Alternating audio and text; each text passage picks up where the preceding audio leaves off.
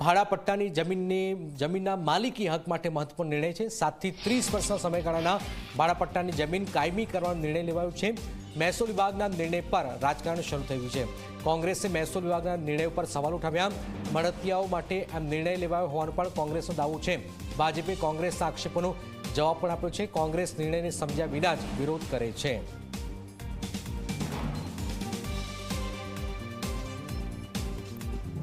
7 થી 30 વર્ષના સમયગાળાના ભાડાપટ્ટાની જમીન કાયમી કરવાનો નિર્ણય લેવાયો છે। ભાડાપટ્ટાની જમીનના માલિકી હક માટે આ મહત્વપૂર્ણ નિર્ણય।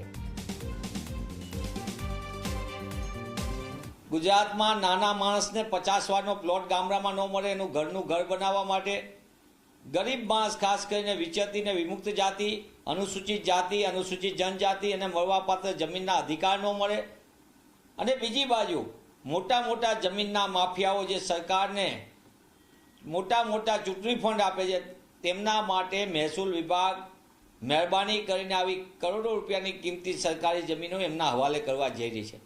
હકીકતમાં જનતાના હિતના નામે, કાયદાના સરળીકરણના નામે ગુજરાતની ભાજપા સરકાર સરકારી મિલકતો પોતાના મળતિયાઓને સોંપી દઈ કરોડો રૂપિયાનો ભ્રષ્ટાચાર કરવા માંગે અને એનો આ વધુ એક જીવતો જાગતો નમૂનો છે।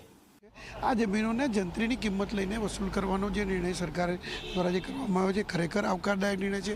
મારે કોંગ્રેસને વિનંતી કરવી કે આવા જ્યારે સરકાર કોઈ મહેસૂલી સુધારા અંગેના નિર્ણય કરતી હોય ત્યારે એની પર રાજકારણ ન રમવું જોઈએ। કોઈ રાજકીય રીતે આવી કોઈ પ્રતિક્રિયા આપી અને તમે જાહેરમાં પોતાને પ્રસિદ્ધ કરવા માટે અથવા તો કોંગ્રેસ વિરોધ પક્ષ છે એવું જણાવવા માટે જો કહેતા હોય તો પહેલાં પ્રજાહિતના નિર્ણયો છે કે નહીં એ કોંગ્રેસે વિચાર કરવો જોઈએ એવું મારે મનીષ દોશીને કહેવું છે। એવી નમ્ર